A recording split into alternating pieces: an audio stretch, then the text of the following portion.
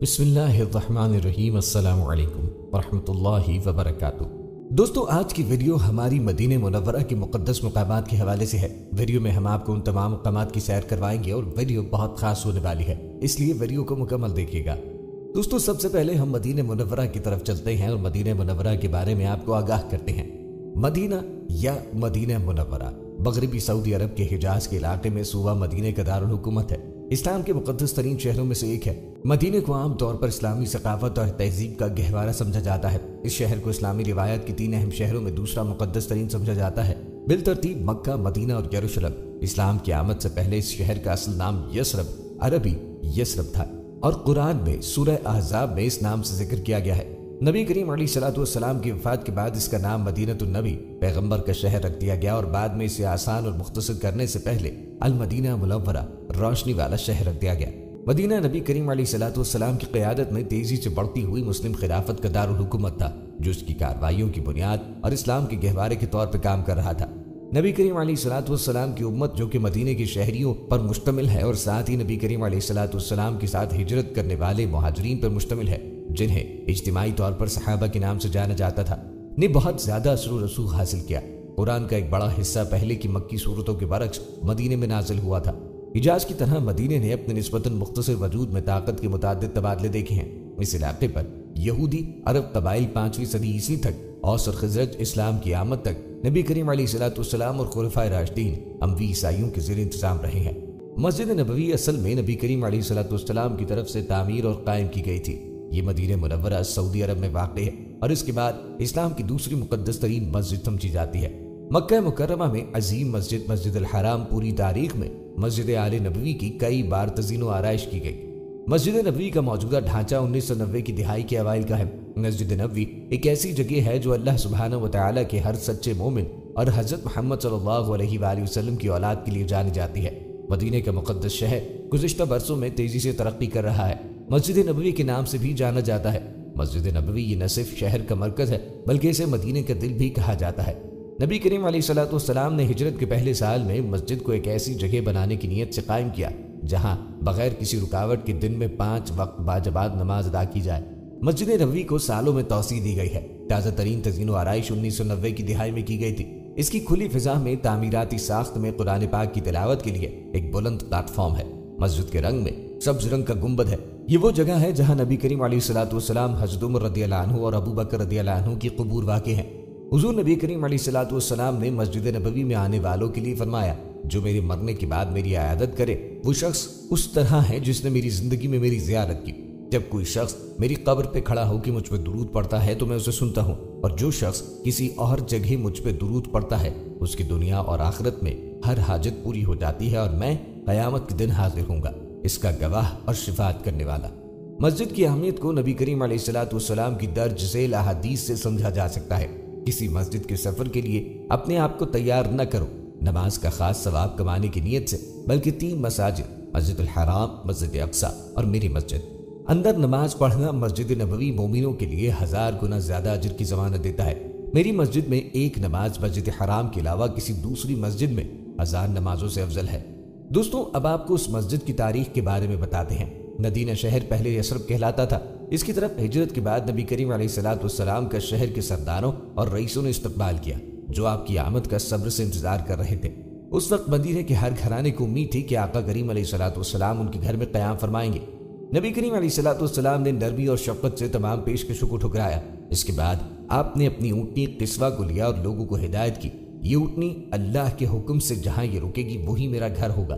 قصوہ جنوب کی طرف چلتی رہی، یہاں تک کہ وہ رک گئی اور 2 یتیم بھائیوں سہیل رضی اللہ عنہ اور سہل رضی اللہ عنہ کے ایک بڑے صحن میں گھٹنے ٹیک دیے۔ نبی کریم علیہ الصلوۃ والسلام نے فرمایا، یہ گھر ہے، یہ زمین کی تعمیر کے لیے ایک مثالی انتخاب تھا۔ مسجد نبوی جیسے کہ اس میں شامل ہے مشرکین کی قبریں، کھجور کے کئی درخت، جھاڑیوں کی جھاڑیاں اور مویشیوں کے ریوڑ کے لیے آرام گاہ تھی۔ آقا کریم علیہ الصلوۃ والسلام نے یتیم لڑکوں کے سرپرست اسد بن زرارہ رضی اللہ عنہ سے بات کرنے کے بعد 10 دینار میں زمین خرید لی۔ پھر نبی کریم علیہ الصلوۃ والسلام نے مہاجرین اور انصار کو حکم دیا کہ جھاڑیوں کو ہٹا دیں اور زمین کو برابر کرنے کے لیے قبریں کھودیں۔ نبی کریم علیہ الصلوۃ والسلام اور آپ کے صحابہ نے اس کی تعمیر شروع کی۔ مسجد نبوی کی تعمیر میں گندھی ہوئی مٹی اور پتھر سے بنی اینٹوں کا استعمال ہوا۔ مسجد نبوی کی کئی بار تزئین و آرائش اور توسیع کی گئی۔ دوستوں مسجد نبوی کے اندر کی کچھ جگہیں آپ کو دکھاتے ہیں اور ان کے بارے میں آپ کو معلومات بھی فراہم کرتے ہیں۔ ریاض الجنہ یہ وہ مبارک جگہ ہے جو نبی کریم علیہ الصلوۃ والسلام کے گھر یعنی حجرہ عائشہ رضی اللہ عنہا سے ممبر شریف کے درمیان میں ہے۔ اس کا نام ریاض الجنہ ہے یعنی جنت کا باغیچہ۔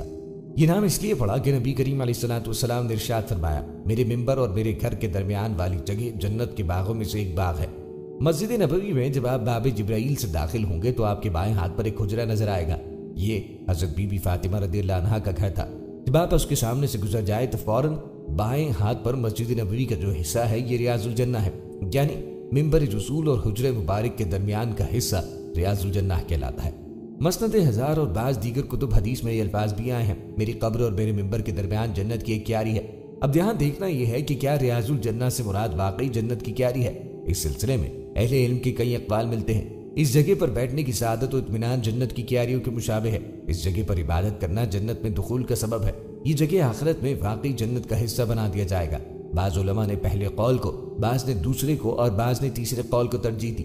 میں ان اقوال میں سے کسی ایک کو بلا ترجیح دیے بس یہ کہوں گا کہ اصل تو اللہ سبحانہ و تعالی ہی ہے جو زمان و مکان کو فضیلت و خصوصیت بخشتا ہے۔ ساتھ ساتھ یہ بھی کہنا چاہتا ہوں کہ اس میں کوئی شک نہیں کہ اس مقام کی بڑی فضیلت ہے۔ اگر مسجد نبوی صلی اللہ علیہ وآلہ وسلم آنے کا موقع ملے تو یہاں عبادت، ذکر اللہ سے دعا اور اپنے گناہوں سے توبہ و استغفار کرنا چاہیے۔ اس جگہ پر نبی کریم علیہ الصلوۃ والسلام سے بھی خاص طور پر عبادت کرنا ثابت ہے۔ یزید بن ابی عبید بیان کرتے ہیں کہ میں سلمہ بن عکور رضی اللہ تعالیٰ کے ساتھ آتا اور وہ مصحف والے ستون کے پاس یعنی روضہ شریف میں آ کے نماز ادا کرتے تو میں نے انہیں کہا، اے ابو مسلم، میں دیکھتا ہوں کہ آپ اس ستون کے پاس ضرور نماز ادا کرتے ہیں۔ تو وہ فرمانے لگے، میں نے نبی کریم علیہ الصلوۃ والسلام کو دیکھا کہ آپ بھی یہاں خاص کر نماز ادا کیا کرتے تھے، اور اس مقام پر بیٹھنا یا عبادت کرنا آپ سے تقاضا کرتا ہے کہ اپنے اندر تقویٰ پیدا کریں۔ اگر آپ کو ریاض الجنہ آنے کی سعادت ملی مگر اعمال میں سنت کی پیروی نہیں بلکہ بدعت اور نیت میں اخلاص نہیں بلکہ ریاکاری ہے تو پھر آپ کو فائدہ نہیں پہنچے گا۔ یعنی یہ جگہ حقیقت میں جنت کا ایک ٹکڑا ہے جو اس دنیا میں منتقل کیا گیا ہے اور قیامت کے دن یہ ٹکڑا جنت میں چلا جائے گا۔ اسی ریاض الجنہ میں نبی پاک علیہ الصلوۃ والسلام کا مصلی بھی ہے جہاں آقا کریم کھڑے ہو کر امامت فرمایا کرتے تھے۔ نبی کریم علیہ الصلوۃ والسلام کے وصال کے بعد مصلی رسول جیسی متبرک جگہ کی تعظیم کو برقرار رکھنے کی غرض سے حضرت ابوبکر صدیق رضی اللہ عنہ نے نبی کریم علیہ الصلوۃ والسلام کی نماز پڑھنے کی جگہ پر سوائے آپ صلی اللہ علیہ وآلہ وسلم کے قدم مبارک کی جگہ چھوڑ کر باقی جگہ پر دیوار بنوا دی تھی تاکہ آقا کریم علیہ الصلوۃ والسلام کی سجدے کی جگہ لوگوں کے قدموں سے محفوظ رہے۔ اس جگہ آج ایک خوبصورت محراب بنی ہوئی ہے جو محراب نبوی کہلاتی ہے۔ ولید بن عبد الملک کے دور میں ولید کے حکم سے عمر بن عبد العزیز نے جب مسجد نبوی کی توسیع کی تو اس جگہ یہ محراب بھی بنوا دی۔ چنانچہ اب اگر کوئی حاجی مصلی رسول کے سامنے کھڑے ہو کر نماز پڑھے تو اس کا سجدہ حضور نبی کریم علیہ الصلوۃ والسلام کے قدم مبارک کی جگہ پڑتا ہے۔ اس وقت جو مقدس محراب بنی ہوئی ہے وہ 9 فٹ سنگ مرمر کے ایک ہی ٹکڑے کی ہے جس پر سونے کے پانی سے خوبصورت مینا کاری کی گئی ہے۔ دونوں جانب سرخ سنگ مرمر کے بے مثال ستون بنے ہوئے ہیں۔ محراب کے اوپر سورہ احزاب کی 56ویں آیت لکھی ہے جس میں درود شریف پڑھنے کا حکم دیا گیا ہے۔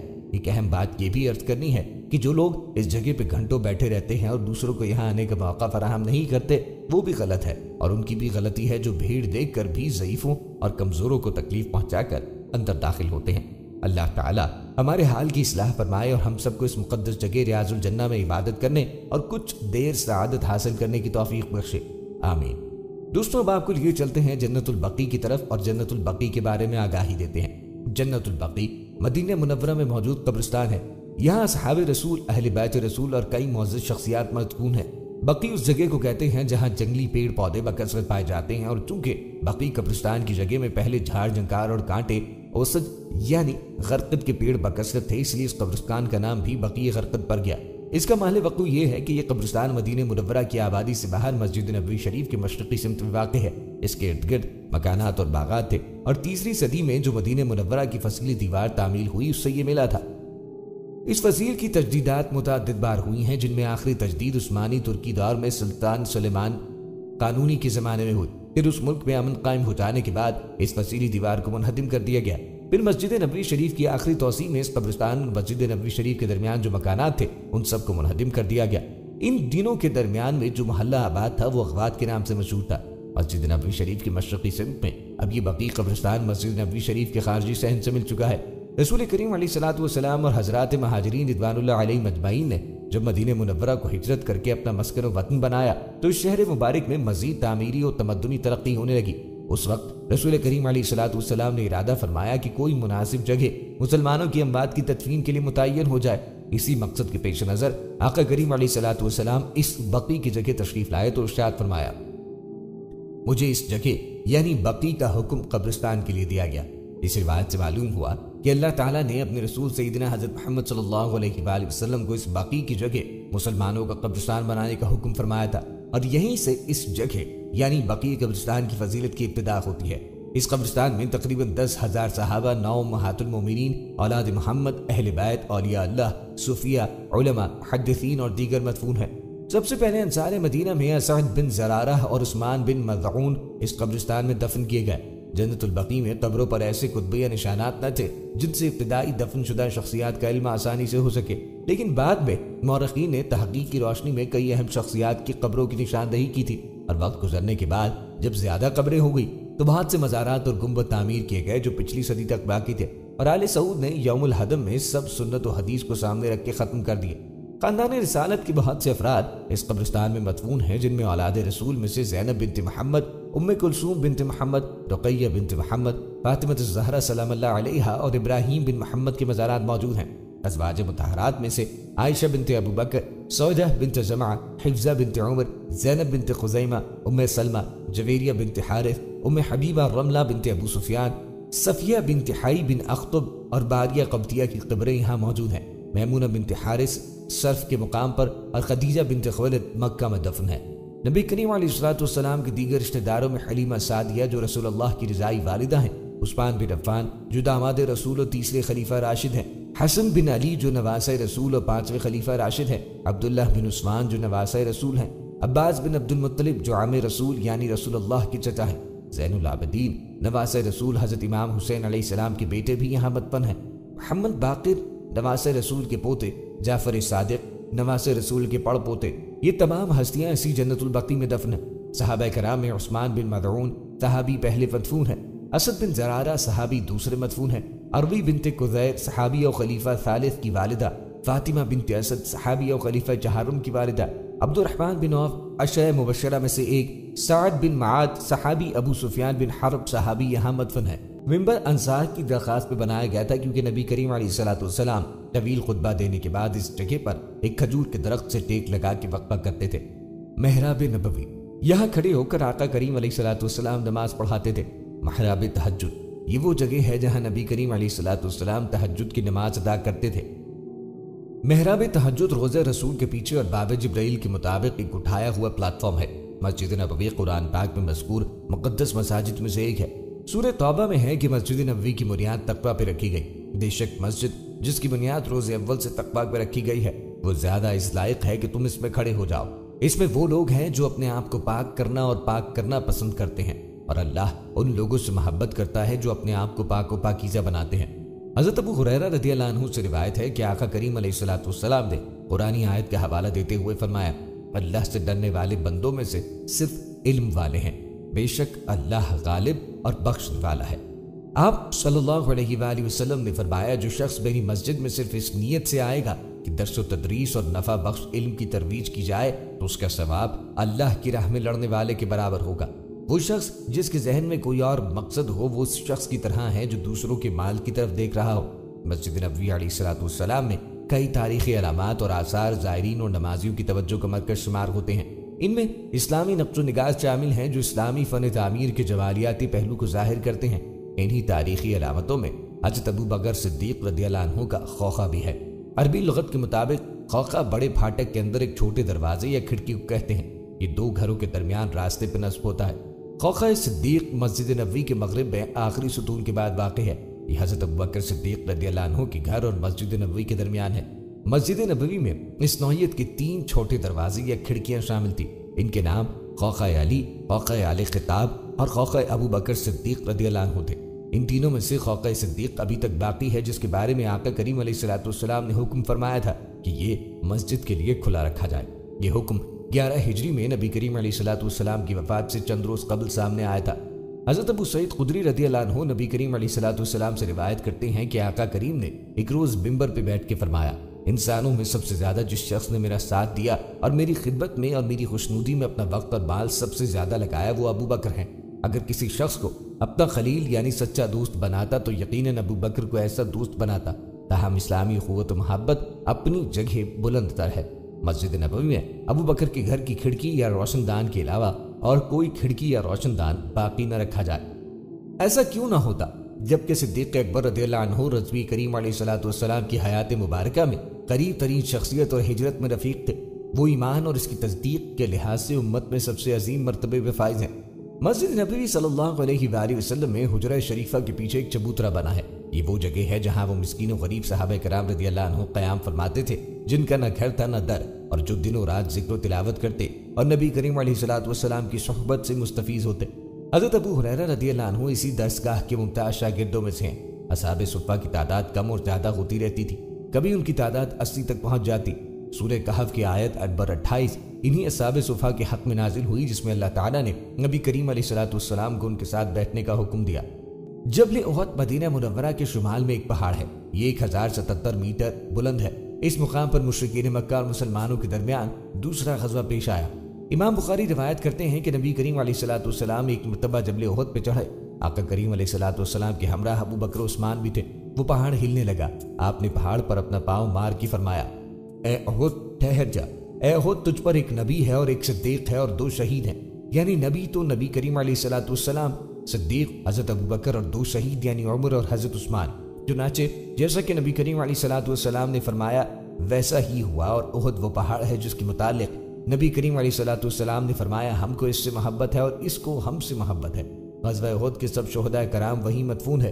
نبی کریم علیہ السلام خاص اہتمام سے اس گنج شہیدہ پر تشریف لے جاتے اور وہاں ان کو سلام و دعا سے نوازتے تھے۔ یہ جنت کے دروازوں میں سے ایک دروازہ ہے۔ یہ 4 جنتی پہاڑوں میں سے ایک ہے۔ رسول اللہ صلی اللہ علیہ وآلہ وسلم نے ارشاد فرمایا 4 پہاڑ جنتی ہیں۔ عرض کیا گیا وہ کون سے ہیں؟ نبی کریم علیہ السلام نے ارشاد فرمایا احد جنت کے پہاڑوں میں سے ایک پہاڑ ہے، وہ ہم سے محبت کرتا ہے اور ہم اس سے محبت کرتے ہیں۔ طور جنت کے پہاڑوں میں سے ایک پہاڑ ہے، لبنان جنت کے پہاڑوں میں سے ایک پہاڑ ہے، اور نجبہ جنت کے پہاڑوں میں سے ایک پہاڑ ہے۔ غزوہ احد جبل احد کے سامنے واقع وادی میں 23 مارچ 625 بمطابق 7 شوال 3 ہجری کو پیش آیا۔ یہ غزوہ محمد صلی اللہ علیہ وآلہ وسلم کی قیادت میں مدینہ منورہ کے مسلمانوں اور مکے سے ابو سفیان بن حرب کی قیادت میں مشرکین مکہ کے درمیان ہوا۔ جبل احد کا شمار جزیرہ نما عرب کے نمایاں پہاڑوں میں ہوتا تھا۔ یہ محض ایک پہاڑ ہی نہیں بلکہ مدینہ منورہ میں اسلامی تاریخ کا ایک اہم تاریخی اور جغرافیائی لینڈ مارک ہے۔ صرف اہلیان مدینہ منورہ ہی نہیں بلکہ دنیا بھر سے آنے والے عاشقان رسول اس پہاڑ کی زیارت کو اپنے لیے باعث شرف سمجھتے ہیں۔ جبل احد کئی قابل ذکر خصوصیات کا حامل ہے۔ ان میں سب سے اہم پہاڑ کی آتش فشاں چٹانیں ہیں۔ اس میں کئی تاریخی وادیاں، گھاٹیاں، قلعے، کھجور کے درخت اپنی خاص پہچان رکھتے ہیں۔ یہ پہاڑ صدیوں سے مقامی لوگوں کی توجہ کا مرکز رہا ہے۔ پہاڑی چوٹی کے اطراف میں سرسبز درخت بالخصوص النبی بادام کے پودے، چکوترا جیسے پودے پائے جاتے ہیں۔ کئی مقامی ناموں سے مشہور پودے العسد، السمر، السلم، الصدر، الخنطل اور شوکت الابل بھی موجود ہیں۔ سعودی عرب کے ارضیاتی سروے کے مطابق ترجمان طارق ابو الخیل کا کہنا ہے کہ جبل احد مدینہ منورہ کے اہم تاریخی مقامات میں شامل ہے۔ مسجد نبوی سے 4 کلومیٹر اونچا احد پہاڑ سطح سمندر سے 1077 میٹر اونچا ہے۔ جیولوجیکل سروے کے ڈائریکٹر ڈاکٹر ودیع قشقری کا کہنا ہے کہ احد پہاڑ کی چٹانیں عہد اول کے دور کی چٹانیں قرار دی جاتی ہیں، جو 80 کروڑ سے 60 کروڑ 90 لاکھ پرانی بتائی جاتی ہیں۔ جبل احد کی چٹانیں اپنی انتہائی مضبوطی کی وجہ سے بھی مشہور ہے۔ ارضیاتی سروے کے مطابق جبل احد کا بیشتر حصہ روئلائٹ چٹانوں پر مشتمل ہے۔ یہ سرخ لاج وردی رنگ اور مٹیالے رنگ کی چٹانیں موجود ہیں۔ پہاڑ کے ایک حصے سے آتش فشاں پر مشتمل ہے۔ قشقری کا کہنا ہے کہ جبل احد کے شمال مشرقی جانب پائے جانے والی چٹانیں نیلے رنگ کی ہے، جنہیں انڈیزٹ چٹانیں کہا جاتا ہے۔ اور لائٹ چٹانیں اپنا رنگ بدلنے کی وجہ سے بھی مشہور ہیں۔ یہ چٹانیں سفید سے سبزی مائل ہیں۔ دوستوں اب مسجد بلال کا تذکرہ کرتے ہیں۔ مدینے میں مسجد نبوی سے چند قدموں کے فاصلے پہ مسجد بلال موجود ہے۔ یہ عظیم المرتبت صحابی اور مؤذن رسول صلی اللہ علیہ وآلہ وسلم کا مکان تھا۔ یہ مسجد جنت البقیع کے قریب ہے۔ اگر ہم جنت البقیع کے مرکزی دروازے سے سیدھے باہر نکلیں اور الٹے ہاتھ کی جانب دیکھیں تو اس مسجد کا سبز گنبد اور مینار صاف نظر آتے ہیں۔ جب مسجد نبوی کی تعمیر مکمل ہوئی اور اذان کے الفاظ متعین ہوئے تو نبی کریم علیہ السلام نے سیدنا بلال حبشی کو حکم دیا کہ آپ مسجد کی چھت پہ چڑھ کے اذان دیں، اور اس طرح عظیم دین کی عظیم عبادت اذان کو سب سے پہلے دینے کا اعزاز سیدنا بلال کو حاصل ہوا۔ مسجد نبوی کی وہ چھت جس پر کھڑے ہو کر سیدنا بلال حبشی نے اذان دی، اسلام کی پہلی اذان دی۔ آج بھی مسجد نبوی کے ریاض الجنہ میں موجود ہے اور آج بھی وہیں سے اذان دی جاتی ہے۔ نبی کریم علیہ الصلوۃ والسلام کے وصال کے بعد سیدنا بلال رضی اللہ عنہ مدینے کی گلیوں میں کہتے پھرتے کہ لوگو، تم نے کہیں رسول اللہ کو دیکھا ہے تو مجھے بھی دکھا دو۔ پھر کہنے لگے اب مدینے میں رہنا دشوار ہے اور شام کے شہر حلب میں چلے گئے۔ تقریباً 6 ماہ بعد آقا کریم کی زیارت خواب میں ہوئی تو آپ صلی اللہ علیہ وآلہ وسلم فرما رہے تھے، اے بلال، یہ کیا بے وفائی ہے، تو نے ہمیں ملنا چھوڑ دیا، کیا ہماری ملاقات کا وقت نہ آیا؟ خواب سے بیدار ہوتے ہی اونٹنی پہ سوار ہو کے لبیک یا سیدی یا رسول اللہ کہتے ہوئے مدینہ منورہ کی طرف روانہ ہو گئے۔ جب مدینے میں داخل ہوئے تو سب سے پہلے مسجد نبوی پہنچ کر حضرت بلال رضی اللہ عنہ کی نگاہوں نے عالم وارفتگی میں آقا کریم کو ڈھونڈنا شروع کیا، کبھی مسجد میں تلاش کرتے اور کبھی حجروں میں۔ جب کہیں نہ پایا تو آقا کریم کی قبر انور پہ سر رکھ کے رونا شروع کیا اور عرض کی، یا رسول اللہ، آپ نے فرمایا تھا کہ آ کے مل جاؤ، غلام حلب سے باہر ملاقات حاضر ہوا ہے، یہ کہا اور بے ہوش ہو کر مزار پنروار کے پاس گر پڑے۔ کافی دیر بعد ہوش آیا، اتنے میں مدینے میں خبر پھیل گئی کہ مؤذن رسول حضرت بلال رضی اللہ عنہ آئے ہیں۔ مدینہ طیبہ کے بوڑھے جوان مرد عورتیں اور بچے اکٹھے ہو کے عرض کرنے لگے کہ بلال، ایک دفعہ وہ اذان سنا دو جو محبوب خدا کے زمانے میں سناتے تھے۔ آپ رضی اللہ عنہ نے فرمایا، میں معذرت خواہ ہوں کیونکہ میں جب اذان پڑھتا تھا تو اشہد ان محمد رسول اللہ کہتے وقت آقا کریم کی زیارت سے مشرف ہوتا اور آپ صلی اللہ علیہ وآلہ وسلم کی دیدار سے اپنی آنکھوں کو ٹھنڈک پہنچاتا تھا، اب یہ الفاظ ادا کرتے ہوئے کسے دیکھوں گا؟ بعض صحابہ کرام نے مشورہ دیا کہ حسنین کریمین رضی اللہ عنہما سے سفارش کروائی جائے، جب وہ حضرت بلال رضی اللہ عنہ کو اذان دینے کے لیے کہیں گے تو وہ انکار نہ کر سکیں گے۔ چنانچہ امام حسین رضی اللہ عنہ نے حضرت بلال کا ہاتھ پکڑ کے فرمایا، اے بلال، ہم آج آپ سے وہی اذان سننا چاہتے ہیں جو آپ ہمارے نانا جان اللہ کے رسول کو اس مسجد میں سناتے تھے۔ اب حضرت بلال رضی اللہ عنہ کو انکار کا یارہ نہ تھا، لہٰذا اسی مقام پر کھڑے ہو کے اذان دی جہاں آقا کریم علیہ الصلوۃ والسلام کی ظاہری حیات میں دیا کرتے تھے۔ جب آپ رضی اللہ عنہ نے بآواز بلند اللہ اکبر کہا، مدینہ منورہ گونج اٹھا۔ آپ جیسے جیسے آگے بڑھتے گئے جذبات میں اضافہ ہوتا گیا۔ جب اشہد ان لا الہ الا اللہ کے کلمات ادا کیے، گونج میں مزید اضافہ ہو گیا۔ جب اشہد ان محمد رسول اللہ کی کلمات پہ پہنچے تو تمام لوگ حتیٰ کہ پردہ نشین خواتین بھی گھروں سے باہر نکل آئے۔ دقت و گریہ زاری کا عجیب منظر تھا۔ لوگوں نے کہا، رسول خدا تشریف لے آئے ہیں۔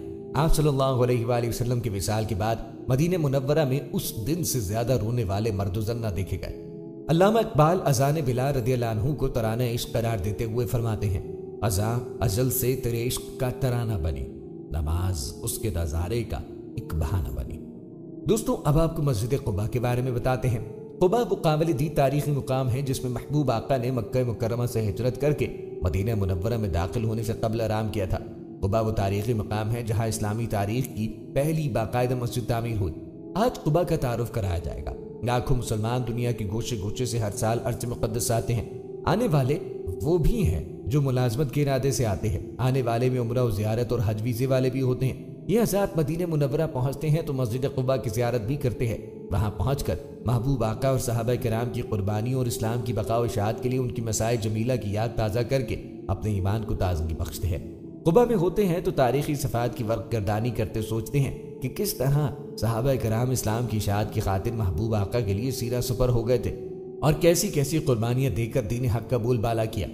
اب آپ کو مسجد جمعہ کے بارے میں بتاتے ہیں۔ مدینہ منورہ کے اطراف میں واقع مسجد الجمعہ وہ جگہ ہے جہاں مکے سے مدینہ ہجرت کے فوراً بعد آقا کریم علیہ الصلوۃ والسلام نے پہلی نماز جمعہ پڑھائی۔ مسجد الجمعہ مشہور مسجد نبوی سے تقریباً 2.5 کلومیٹر کے فاصلے پہ ہے۔ مسجد جمعہ اسلام کی تاریخ کے اہم ترین تعمیراتی ڈھانچے میں سے ایک ہے۔ یہ ایک یادگار ہے جو زمین و اس واقعے کو اجاگر کرنے کے لیے تعمیر کی گئی تھی جہاں نبی کریم علیہ الصلوۃ والسلام نے پہلی نماز جمعہ کی امامت کی تھی۔ آج پوری دنیا سے مسلمان مسجد الجمعہ میں نماز ادا کرنے کے لیے جمع ہوتے ہیں۔ واطی اور رعونہ میں واقع ہونے کی وجہ سے مسجد جمعہ اسے الوادی مسجد بھی کہا جاتا ہے۔ مسجد جمعہ کو دیگر دیے گئے نام بنی سلیم مسجد اور الغبیب مسجد ہے۔ تاریخی مسجد کو عام طور پر مسجد عتیقہ بھی کہا جاتا ہے کیونکہ اس کا تعلق اس زمین سے ہے جس پر یہ تعمیر کی گئی ہے۔ مسجد الجمعہ مدینہ منورہ سعودی عرب کے جنوب مغرب میں وادی رانونا کے قریب واقع ہے۔ عین مطابق الوادی مسجد مسجد نبوی سے 6 کلومیٹر کے فاصلے پر اور مسجد قباء سے 900 میٹر شمال میں واقع ہے۔ ابن جریر کی روایت کے مطابق آقا کریم علیہ الصلوۃ والسلام نے جمعے کا پہلا خطبہ مسجد الجمعہ میں دیا۔ نبی کریم علیہ الصلوۃ والسلام نے فرمایا، تعریف اللہ کے لیے ہے، میں اس کی حمد کرتا ہوں، اس سے مدد مانگتا ہوں اور میں اس سے بخشش مانگتا ہوں اور اس سے ہدایت کی درخواست کرتا ہوں۔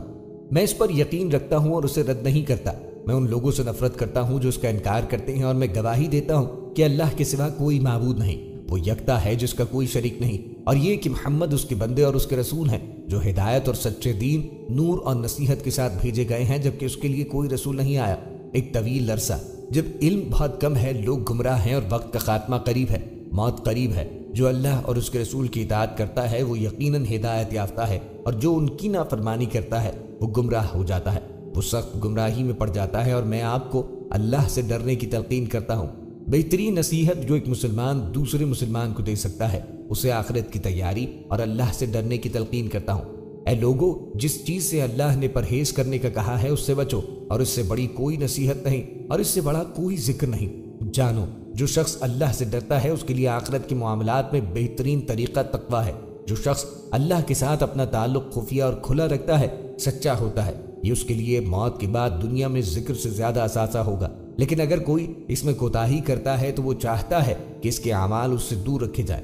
جو شخص ایمان لایا اور اپنے وعدے کو پورا کیا، میرے ساتھ بات نہیں بدلی جاتی اور نہ میں اپنے بندوں پہ ظلم کرتا ہوں۔ مسلمانوں، اللہ سے ڈرو ان چیزوں میں جو تمہیں اس وقت درپیش ہیں اور اس کے بعد آنے والی چیزوں میں، چھپی اور کھلی چیزوں میں، کیونکہ اور جو اللہ سے ڈرے گا اللہ اس کو برائیوں سے بچائے گا اور اس کے لیے اجر عظیم دے گا۔ اور جو لوگ اللہ سے ڈرتے ہیں وہ بڑی کامیابی حاصل کریں گے۔ اللہ کا خوف ہی اس کو ناراضگی، غضب اور عذاب سے دور رکھتا ہے۔ یہ تقویٰ ہے جو چہرے کو نکھارتا ہے، رب کو راضی کرتا ہے اور درجات بلند کرتا ہے۔ اے مسلمانوں، خوش نصیبی کا پیچھا کرو لیکن حقوق اللہ میں پیچھے نہ رہو۔ اس نے تمہیں اپنی کتاب سکھائی اور تمہیں اس راستے پہ چلایا تاکہ نیک اور باطل کی تمیز کی جائے۔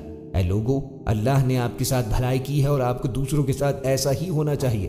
اس کے دشمنوں سے دور رہو اور اس کی راہ میں عزم کے ساتھ جد و جہد کرو۔ اس نے آپ کو منتخب کیا ہے اور آپ کا نام مسلمان رکھا ہے تاکہ جو فنا ہو جائے وہ ایک نیک مقصد کے لیے کرتا ہے، اور جو زندہ رہتا ہے وہ لائق مقصد کے لیے پیروی کرتا ہے، اور ہر تقویٰ اسی کی مدد سے ہوتا ہے۔ لوگوں، اللہ کو یاد کرو، آخرت کے لیے کوشش کریں۔ رہی بات جو اللہ کے ساتھ اپنے تعلق کو درست کرتا ہے تو اللہ تعالیٰ دوسرے لوگوں سے اس کا تعلق درست کر دیتا ہے۔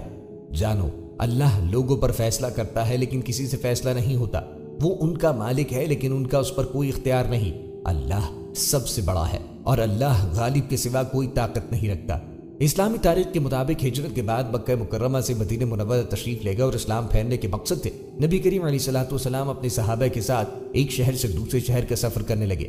وہ پیر 12 ربیع الاول 1 ہجری کو مدینے سے روانہ ہوئے۔ اپنے سفر کے دوران آقا کریم علیہ الصلوۃ والسلام اور آپ کے ساتھیوں نے قباء میں 4 دن قیام کرنے کا فیصلہ کیا، جس کے بعد جمعہ کے دن انہوں نے مدینے واپسی کا سفر شروع کیا۔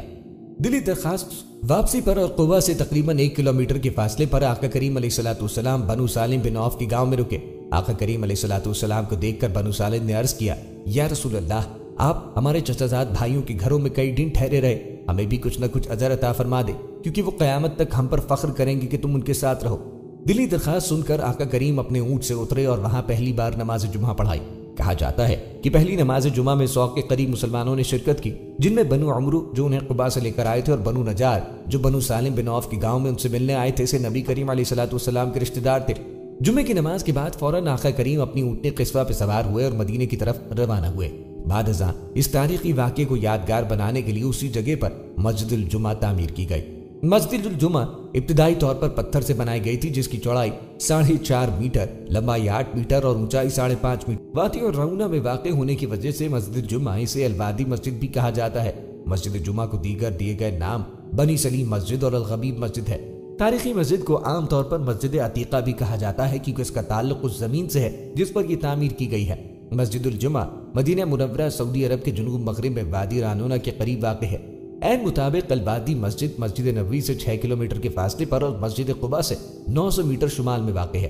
ابن جریر کی روایت کے مطابق آقا کریم علیہ الصلوۃ والسلام نے جمعے کا پہلا خطبہ مسجد الجمعہ میں دیا۔ نبی کریم علیہ الصلوۃ والسلام نے فرمایا، تعریف اللہ کے لیے ہے، میں اس کی حمد کرتا ہوں، اس سے مدد مانگتا ہوں اور میں اس سے بخشش مانگتا ہوں اور اس سے ہدایت کی درخواست کرتا ہوں۔ میں اس پر یقین رکھتا ہوں اور اسے رد نہیں کرتا۔ میں ان لوگوں سے نفرت کرتا ہوں جو اس کا انکار کرتے ہیں، اور میں گواہی دیتا ہوں کہ اللہ کے سوا کوئی معبود نہیں، وہ یکتا ہے جس کا کوئی شریک نہیں، اور یہ کہ محمد اس کے بندے اور اس کے رسول ہیں جو ہدایت اور سچے دین، نور اور نصیحت کے ساتھ بھیجے گئے ہیں، جبکہ اس کے لیے کوئی رسول نہیں آیا۔ ایک طویل عرصہ جب علم بہت کم ہے، لوگ گمراہ ہیں اور وقت کا خاتمہ قریب ہے، موت قریب ہے۔ جو اللہ اور اس کے رسول کی اطاعت کرتا ہے وہ یقیناً ہدایت یافتہ ہے، اور جو ان کی نافرمانی کرتا ہے وہ گمراہ ہو جاتا ہے، وہ سخت گمراہی میں پڑ جاتا ہے۔ اور میں آپ کو اللہ سے ڈرنے کی تلقین کرتا ہوں۔ بہترین نصیحت جو ایک مسلمان دوسرے مسلمان کو دے سکتا ہے اسے آخرت کی تیاری اور اللہ سے ڈرنے کی تلقین کرتا ہوں۔ اے لوگو، جس چیز سے اللہ نے پرہیز کرنے کا کہا ہے اس سے بچو، اور اس سے بڑی کوئی نصیحت نہیں اور اس سے بڑا کوئی ذکر نہیں۔ جانو، جو شخص اللہ سے ڈرتا ہے اس کے لیے آخرت کے معاملات میں بہترین طریقہ تقویٰ ہے۔ جو شخص اللہ کے ساتھ اپنا تعلق خفیہ اور کھلا رکھتا ہے سچا ہوتا ہے، یہ اس کے لیے موت کے بعد دنیا میں ذکر سے زیادہ اثاثہ ہوگا۔ مسجد الجمعہ کا گنبد سرخ اینٹوں سے بنایا گیا تھا جس کے مشرقی حصے سے منسلک ایک صحن بھی ہے۔ مسجد الجمعہ صحن کی چوڑائی 6 میٹر اور لمبائی 8 میٹر ہے۔ مسجد الجمعہ کی تعمیراتی ٹائم لائن کی ایک خاص بات یہ ہے، دوسری تزئین و آرائش حضرت عمر رضی اللہ عنہ کے دور خلافت میں ہوئی، تیسری تزئین و آرائش 734 اور 748 ہجری کے درمیان عباسی خلافت کے دور میں کی گئی۔ مسجد الجمعہ کی تزئین و آرائش بھی سلطان بایزید نے سلطنت عثمانیہ کے دور میں کروائی تھی۔ آخری تزئین و آرائش کی قیادت سید حسن عاصی سیار بطلی نے کی 1900 دہائی کے وسط میں۔ مسجد الجمعہ اس جگہ کی نشاندہی کرتی ہے جہاں آقا کریم نے تقریباً 100 صحابہ کے ساتھ پہلی بار نماز جمعہ ادا کی۔ یہ وادی راونہ کے قریب اور مسجد نبوی سے 2.5 کلومیٹر کے فاصلے پر واقع ہے۔ مسجد الجمعہ کو تاریخ اسلام میں بڑی اہمیت حاصل ہے۔ دوستوں، آپ کو روحہ کے بارے میں بتاتے ہیں۔ یہ بھی مدینہ منورہ کا ایک مقدس مقام ہے۔ مدینے سے تقریباً 80 کلومیٹر سفر کے بعد پرانی سڑک کے دائیں جانب بئر روحہ یعنی روحہ کا کنواں ہے۔ یہ وہ جگہ ہے جہاں لشکر نبوی نے پڑاؤ ڈالا تھا۔ اس کنویں کے حوالے سے تاریخی کتب میں کئی روایات ہیں۔ ایک روایت میں ہے کہ لشکر نبوی علیہ الصلوۃ والسلام میں شامل ایک صحابی کو گردے میں شدید درد ہوا۔ آپ نے بئر روحہ کا کنواں کا پانی پلایا تو اسے آرام آ گیا۔ مقامی لوگ اس پانی کو آب شفا کہتے ہیں۔ اس کنویں سے پانی نکالنے کے لیے رسی کے ساتھ روایتی ڈونگا اور ڈبہ باندھ کر پانی نکالا جاتا ہے۔ کنویں کی دیکھ بھال ایک پاکستانی ملازم کرتا ہے جس کا نام محمد امجد ہے۔ اس نے بتایا کہ کنویں میں سطح زمین سے 127 فٹ نیچے پانی موجود ہے اور یہ پانی ناقابل علاج امراض کے لیے شفا کا باعث ہے۔ روحہ کنویں، مسجد اور وادی کی تاریخی حیثیت دریافت کرنے کے لیے نکلنے والے اسکالرز کی ٹیم نے سفر کا آغاز غمیس الحمام سے کیا۔ یہ ان دنوں الغمیس کے نام سے مشہور ہے، جبکہ ماضی میں اسے غمیس الحمام کہا جاتا تھا۔ یہ برساتی نالہ ہے۔ اس میں سیال نامی درخت کثرت تعداد میں پائے جاتے ہیں۔ اس سے گزرنے والا سیلاب مغرب سے مشرق اور پھر شمال کی جانب جاتا ہے۔ آخر میں ادنا پہاڑ کے قریب مل کے نیچے جا ملتا ہے۔ مکہ مکرمہ اور بدر کا راستہ غمیس الحمام ہو کے گزرتا ہے، پھر ماضی قریب تک السیالہ کی جانب جاتا تھا، لیکن اب پکا راستہ جنوب کا رخ کر لیتا ہے جہاں سے وہ شمال کی طرف چل نکلتا ہے۔ آپ کو مقام بدر کے بارے میں بتاتے ہیں۔ بدر مدینہ منورہ سے تقریباً 80 میل کے فاصلے پر ایک گاؤں کا نام ہے جہاں زمانے جاہلیت میں سالانہ میلہ لگتا تھا۔ یہاں ایک کنواں بھی تھا جس کے مالک کا نام بدر تھا۔ اسی کے نام پر اس جگہ کا نام بدر رکھ دیا گیا۔ اسی مقام پر جنگ بدر کا وہ عظیم معرکہ ہوا جس میں کفار قریش اور مسلمانوں کے درمیان سخت خون ریز لڑائی ہوئی اور مسلمانوں کو عظیم الشان فتح نصیب ہوئی۔ اللہ تعالیٰ نے جنگ بدر کا نام یوم الفرقان رکھا۔ اسلام کے 313 جانبازوں نے کفار مکہ کے 1000 کے لشکر کو مات دی، حالانکہ ان کے پاس صرف 2 گھوڑے تھے، یعنی فوج میں سوار سپاہیوں کی تعداد 2 تھی۔ شمشیریں اور تلواریں نہ ہونے کے برابر تھیں۔ 17 رمضان 2 ہجری بمطابق 13 مارچ 624 کو نبی کریم علیہ الصلوۃ والسلام کی قیادت میں مسلمانوں اور مشرکین کے درمیان میں مدینہ کے جنوب مغرب میں بدر نامی مقام پہ جنگ ہوئی، جس کو غزوہ بدر کبریٰ بھی کہتے ہیں۔ بدر کا مقام مدینہ سے مکہ جانے والے اور آنے والے راستے پر تقریباً نصف مسافت پر ہے۔ مدینے سے کچھ ہی دور سفر کریں تو طویل پہاڑی سلسلہ شروع ہوتا ہے۔ اس پہاڑی راستے میں بھی ایک جدید 2 رویہ شاہراہ بنائی گئی ہے، جبکہ صدیوں پرانے قافلوں کے راستے پر بھی پختہ سنگل روڈ بنا دی گئی ہے۔ یہ دونوں سڑکیں ساتھ ساتھ ہیں۔ بدر کے راستے کے پہاڑ پاکستان کے صوبہ بلوچستان سے کسی حد تک مشابہت رکھتے ہیں۔ ان بنجر اور چٹیل پہاڑوں کے درمیان کہیں کہیں سرسبز وادیاں اور نخلستان ہیں۔ ان بستیوں میں جنگلی کیکر کے درخت اور اونٹ نمایاں طور پہ نظر آتے ہیں۔ بدر آج کے سعودی عرب کا ایک جدید چھوٹا شہر ہے جو زندگی کی ہر سہولت سے آراستہ ہے۔ یہاں غیر ملکیوں میں سب سے زیادہ پاکستانی آباد ہیں جن کا تعلق ڈیرہ غازی خان ڈویژن سے ہے۔ غزوہ بدر میں 14 صحابہ کرام شہید ہوئے۔ 13 صحابہ کرام تو میدان بدر میں ہی مدفون ہوئے، مگر حضرت عبیدہ بن الحارث نے بدر سے مدینے واپسی پر زخمی حالت میں وفات پائی، اسی لیے ان کی قبر صفرا میں ہے۔ بدر کے ان 14 شہید صحابہ کرام کے نام ایک بورڈ پہ لکھے ہیں۔ آبادی کے پھیلاؤ کی وجہ سے اب یہ جگہ بستی میں گھر گئی ہے۔ شہدائے بدر کی قبور جس جگہ ہیں وہاں اب کوئی نشان نہیں۔ اب یہاں آدمی کے قد سے بلند 4 دیواری بنا دی گئی ہے۔ اب گاڑی میں بیٹھ کر بھی آپ اس 4 دیواری کے اندر کا منظر نہیں دیکھ سکتے۔ مسلمانوں کے لشکر نے بدر کے میدان میں جس جگہ پڑاؤ کیا، قرآن پاک نے اسے العدبۃ الدنیا کہا۔ بدر کا معرکہ جس جگہ نبی کریم علیہ الصلوۃ والسلام کا خیمہ نصب تھا، اسی جگہ مسجد العریش ہے۔ دوستوں، اب مقام خندق کی سیر کرواتے ہیں جو مدینہ منورہ کا مقدس مقام ہے۔ مدینہ منورہ میں غزوہ خندق کا مقام زائرین میں غیر معمولی طور پر مقبول ہے۔ یہاں آنے والے اسلامی دور کی تاریخی معرکے کا مقام دیکھنے کے لیے آتے ہیں۔ غزوہ خندق 2 حروں کے درمیان واقع ہوا تھا۔ مغرب کی جانب الوبرا اور مشرق کی جانب واقع ہو رہا ہے۔ غزوہ خندق کی یاد تازہ کرنے کے لیے مختلف مقامات پہ 6 مساجد بنی ہیں، جنہیں عام طور پر مساجد سبع 7 مساجد کے نام سے جانا جاتا ہے۔ 7ویں کا اضافہ مسجد القبلتین کی صورت میں ہے۔ غزوہ خندق 627 عیسوی میں ہوا تھا۔ اسلامی تاریخ کے مطابق جزیرہ عرب کے تمام قبائل نے مدینہ منورہ پر چڑھائی کی تھی۔ حملہ آوروں سے بچاؤ کے لیے پیغمبر اسلام اور صحابہ کرام رضوان اللہ علیہم اجمعین نے گہری خندق کھودی تھی۔ لشکر کشی میں عرب دنیا کے مشرک اور یہودی متحدہ طور پر شریک ہوئے تھے۔ خندق مدینہ منورہ کے شمالی داخلہ گاہ پر کھودی گئی۔ مدینہ میں داخلے کا واحد راستہ تھا، دیگر راستے ایک دوسرے سے مربوط عمارتوں کی وجہ سے محفوظ تھے۔ چٹانیں، کھجوروں کے گھنے درخت بھی بیرونی لشکر مدینہ میں داخل ہونے کی راہ میں رکاوٹ تھے۔ جنگ احد کے بعد قریش، یہودی اور عرب کے دیگر بت پرست قبائل کے درمیان میں طے پایا کہ مل جل کر اسلام کو ختم کیا جائے۔ یہ آپ کو غزوہ خندق کا پس منظر بتاتے چلتے ہیں۔ اس سلسلے میں پہلا معاہدہ قریش کے سردار ابو سفیان اور مدینے سے نکالے جانے والے یہودی قبیلے بنو نضیر کے درمیان میں ہوا۔ اس کے بعد بنی نضیر کے نمائندے نجد روانہ ہوئے اور وہاں کے مشرک قبائل غطفان اور بنی سلیم کو 1 سال تک خیبر کا محصول دے کر مسلمانوں کے خلاف جنگ پہ آمادہ کیا۔ اسلام کے خلاف اس اتحاد کو قرآن نے احزاب کا نام دیا۔ ان میں ابو سفیان کی قیادت میں 4000 پیدل فوجی، 300 گھڑ سوار اور 1500 کے قریب شتر سوار اونٹوں پر سوار شامل تھے۔ دوسری بڑی طاقت قبیلہ غطفان کی تھی، جس کے 1000 سوار انینا کی قیادت میں تھے۔ اس کے علاوہ بنی مرہ کے 400، بنی شجاع کے 700 اور کچھ دیگر قبائل کے افراد شامل تھے۔ مجموعی طور پر تعداد 10,000 تک تجاوز کر گئی، جو اس زمانے میں اس علاقے کے لحاظ سے ایک انتہائی بڑی فوجی طاقت تھی۔ یہ فوج تیار ہو کر ابو سفیان کی قیادت میں فروری یا مارچ 627 میں مسلمانوں سے جنگ کرنے کے لیے مدینے روانہ ہو گئی۔ حضرت محمد صلی اللہ علیہ وآلہ وسلم کو سازش کا علم ہوا تو آقا کریم نے احباب سے مشورہ کیا۔ سلمان فارسی نے ایک دفاعی خندق کھودنے کا مشورہ دیا، جو عربوں کے لیے ایک نئی بات تھی۔ آقا کریم کو یہ مشورہ پسند آیا، چنانچہ خندق کی تعمیر شروع کی گئی۔ مدینے کے ارد گرد پہاڑ تھے اور گھر ایک دوسرے سے متصل، جو ایک قدرتی دفاعی فصیل کا کام کرتے۔ ایک جگہ کوہ عبیدہ اور کوہ راتج کے درمیان سے حملہ ہو سکتا تھا، اسی لیے وہاں خندق کھودنے کا فیصلہ کیا گیا۔ اس کی کھدائی میں آقا کریم علیہ الصلوۃ والسلام سمیت سب لوگ شریک ہوئے۔ اس دوران میں سلمان فارسی نہایت جوش و خروش سے کام کرتے رہے اور اس وجہ سے انصار کہنے لگے کہ سلمان ہم میں سے ہے اور مہاجرین کہنے لگے کہ سلمان ہم میں سے ہیں۔ اس پر آقا کریم علیہ الصلوۃ والسلام نے فرمایا کہ سلمان میرے اہل بیت سے ہیں۔ کھدائی کے دوران میں سلمان فارسی کے سامنے ایک بڑا سفید پتھر آیا، جو ان سے اور دوسرے ساتھیوں سے نہ ٹوٹا۔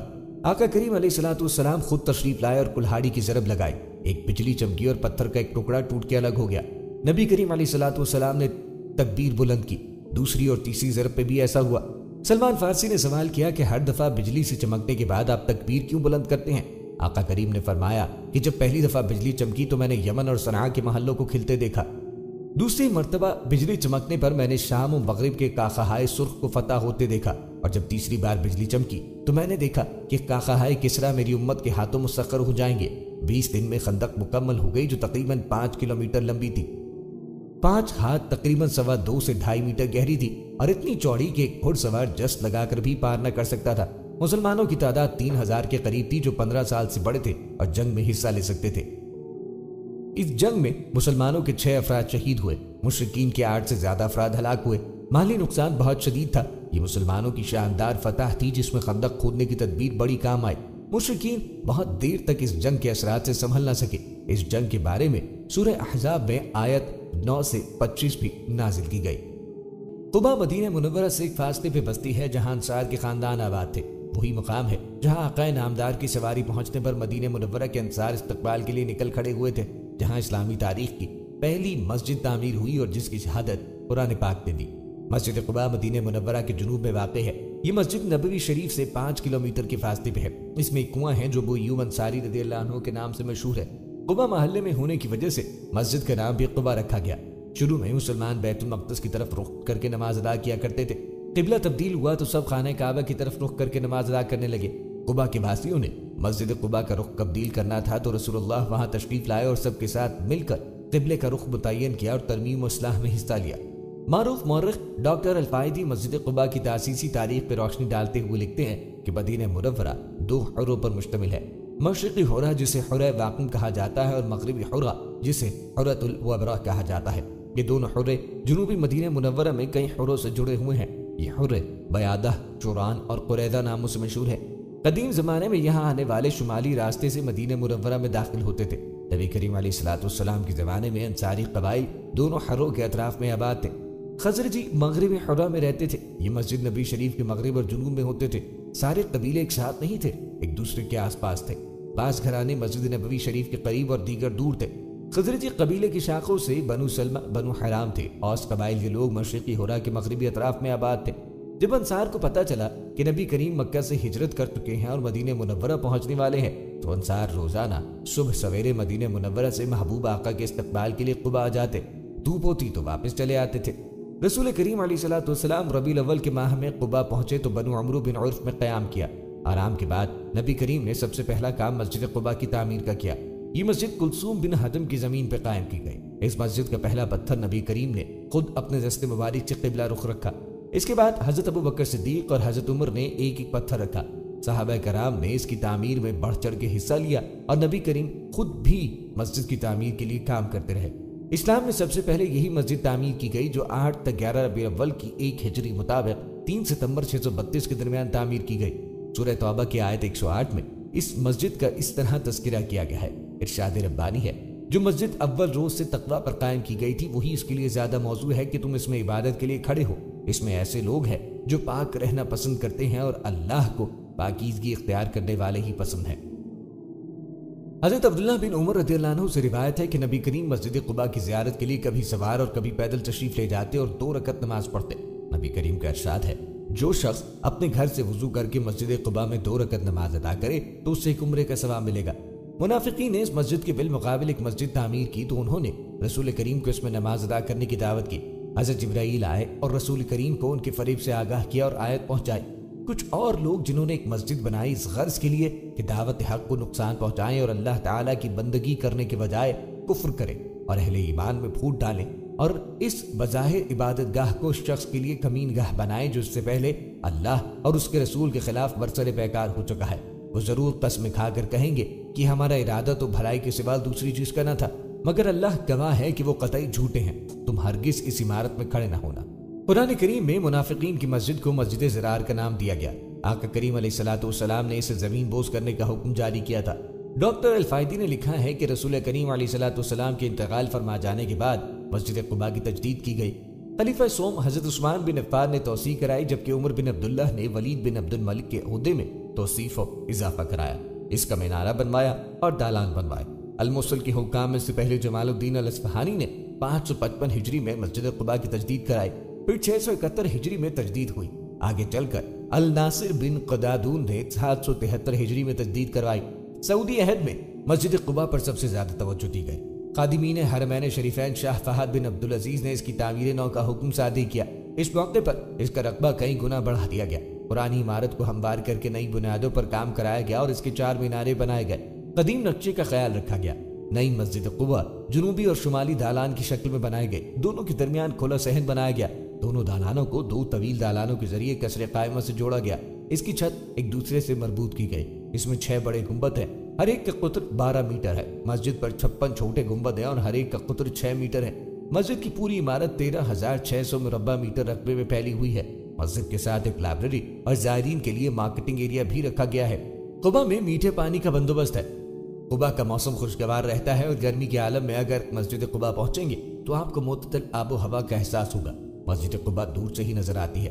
तारीखी होने के अलावा मंजर के हवाले से भी देखने से ताल्लुक रखती है। दोस्तों, अब आपको लिए चलते हैं मदीने मुनव्वरा के एक और मुकद्दस मकाम की तरफ जो मस्जिद क़िबलतैन कहलाता है। मदीना तैयबा के मगरिब में वाक़ई जामे मस्जिद क़िबलतैन तहवील क़िबला के हुक्म से अपना एक मुनफरिद तारीखी मुकाम रखती है। इस मस्जिद को क़िबलतैन का नाम भी हिजरत मदीना के दूसरे साल आका करीम अलैहिस्सलाम ने उस वक्त दिया जब आपको दौरान नमाज अल्लाह ताला की जानिब से अपना रुख अनवर बैतुल मक़दस से मक्का मुकर्रमा की तरफ मोड़ने का हुक्म दिया गया। यूं ये मस्जिद क़िबला अव्वल मस्जिद अक्सा से क़िबला दोम मस्जिद हराम की जानिब तब्दीली एक क़िबला का टर्निंग पॉइंट समझी जाती है। तारीखी रिवायत के मुताबिक नबी करीम अलैहिस्सलाम की दिली तमन्ना थी कि आप मस्जिद हराम की तरफ रुख करके अपना नमाज अदा करें। अल्लाह ताला ने अपने हबीब की ख्वाहिश पूरी फरमाई। आप मस्जिद में ज़ोहर की नमाज की इमामत फरमा रहे थे कि अल्लाह जल्ल शानहू ने जिब्रील अमी के जरिए आपको अपना रुख मस्जिद अक्सा से मस्जिद हराम की तरफ मोड़ने का हुक्म दिया। आपने नमाज ही में अपना रुख तब्दील किया। तब इस मस्जिद का नाम मस्जिद क़िबलतैन यानी 2 क़िबलों वाली मस्जिद मशहूर हुआ और आज तक इसी नाम से जानी जाती है। अल-अरबिया.net ने हरमैन शरीफैन के हवाले से खुसूसी रिपोर्ट्स के सिलसिले में मस्जिद क़िबलतैन पर भी रोशनी डाली है। رپورٹ کے مطابق مرور زمانہ کے ساتھ مسجد قبلتین بھی ترمیم و توسیع کے مراحل سے گزرتی رہی ہے۔ مسلمان خلفاء اور عمراء و سلاطین مسجد قبلتین کی تزئین و آرائش میں خصوصی دلچسپی لیتے اور فن تعمیر میں ید طولہ رکھنے والے ماہرین کے ذریعے اس کی تعمیر و مرمت کرواتے رہے ہیں۔ مسجد کی توسیع کا سب سے بڑا کام موجودہ سعود خاندان کے دور میں ہوا۔ سعودی حکومت نے مسجد کی توسیع کے لیے 54 ملین ریال خرچ کیا اور اسے 4000 مربع میٹر تک توسیع دی۔ الحرمین شریفین کی طرح مسجد قبلتین میں بھی 24 گھنٹے زائرین، معتمرین اور موسم حج میں مرد و خواتین حجاج کرام کا رش لگا رہتا ہے۔ مسجد کا ایک حصہ مستورات کے لیے مختص ہے، جہاں خواتین دن کے کسی بھی وقت داخل ہو کے عبادت کر سکتی ہیں۔ یہ مسجد باہر روما کے قریب واقع ہے۔ مسجد کا داخلی حصہ قبہ دار ہے، جبکہ خارجی حصے کی محراب شمال کی طرف ہے۔ عثمانی سلطان سلیمان اعظم نے 1543 میں اس کی تعمیر نو کرائی۔ اس کی موجودہ تعمیر و توسیع فہد بن عبدالعزیز کے دور میں مکمل ہوئی۔ اس نئی عمارت کی 2 منزلیں ہیں، جبکہ میناروں اور گنبدوں کی تعداد بھی 2 ہے۔ مسجد کا مجموعی رقبہ 3920 مربع میٹر ہے اور اس مسجد کا نام مسجد قبلتین ہے، جس کے لفظی معنی 2 قبلوں والی مسجد۔ یہ نام مسجد کو اس لیے دیا گیا کہ اس مسجد میں آقا کریم علیہ السلام نماز پڑھا رہے تھے۔ اس وقت مسلمانوں کا قبلہ مسجد اقصی ہوا کرتا تھا۔ آقا کریم علیہ السلام نماز پڑھا ہی رہے تھے کہ قرآن مجید کی آیت نازل ہوئی، اے پیارے نبی، تمہارے منہ کا بار بار آسمان کی طرف اٹھنا ہم دیکھ رہے ہیں۔ لو، ہم اس قبلے کی طرف تمہیں پھیر دیتے ہیں جسے تم پسند کرتے ہو۔ مسجد حرام کی طرف رخ پھیر دو۔ اب جہاں کہیں تم ہو اسی کی طرف منہ کر کے نماز پڑھا کرو۔ یہ لوگ جنہیں کتاب دی گئی تھی خوب جانتے ہیں کہ تحویل قبلہ کا یہ حکم ان کے رب کی ہی طرف سے ہے اور برحق ہے، مگر اس کے باوجود جو کچھ یہ کر رہے ہیں اللہ اس سے غافل نہیں ہے۔ اسی آیت کے نازل ہونے کے بعد آقا کریم علیہ السلام نے حالت نماز میں ہی چہرہ مبارک مسجد اقصی سے مسجد حرام کی طرف پھیر لیا۔ اسی طرح نماز میں پیچھے کھڑے صحابہ نے بھی رسول اکرم صلی اللہ علیہ وآلہ وسلم کی طرح منہ مسجد اقصی سے مسجد حرام پھیر لیا۔ یہی وجہ ہے کہ اس مسجد کو مسجد قبلتین 2 قبلوں والی مسجد کہا جاتا ہے۔ دوستو، یہ تھی ہماری آج کی ویڈیو۔ امید ہے آپ کو پسند آئی ہوگی۔ مزید ویڈیوز کے لیے چینل کو سبسکرائب کریں اور ساتھ ہی لگے بیل کے بٹن کو دبا دیں اور اپنی رائے کا اظہار کمنٹ باکس میں لازمی کیجیے گا۔ ملتے ہیں ایک نئی ویڈیو میں، تب تک کے لیے اللہ حافظ و فی امان اللہ۔